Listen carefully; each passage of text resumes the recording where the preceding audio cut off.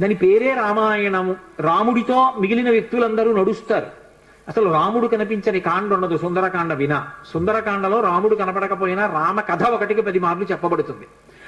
అటువంటి రామచంద్రమూర్తి వలన ఉపకారము కాని ప్రత్యుపకారము కాని పొందనివాడు రామాయణమునందు లేడు. ఆయనకి ఉపకారం చేసిన వాళ్ళందరికీ ప్రత్యుపకారం చేశారు. ఒకవేళ ఉపకారం చేయకపోయినా ఉపకారం చేశారు. కానీ ఆయన ఉపకారాన్ని పొంది కూడా ప్రత్యుపకారం నేను చెయ్యలేను అని చెప్పింది ఎవరితో అంటే ఒక్క హనుమతోని చెప్పారు. రామాయణ పరిసమాప్తి సమయంలో హనుమని దగ్గరికి పిలిచి గట్టిగా కౌగిలించుకుని ఒక మాట అన్నారు. మదంగే జీర్ణతాం యాతు యత్పయోపకృతం కపేహి నరహ ప్రత్యుపకారాణం అపత్సాయ అతిపత్రతాం అన్నారు. హనుమా, నువ్వు చేసిన ఉపకారము నా శరీరమునందు జీర్ణమైపోవుగాక.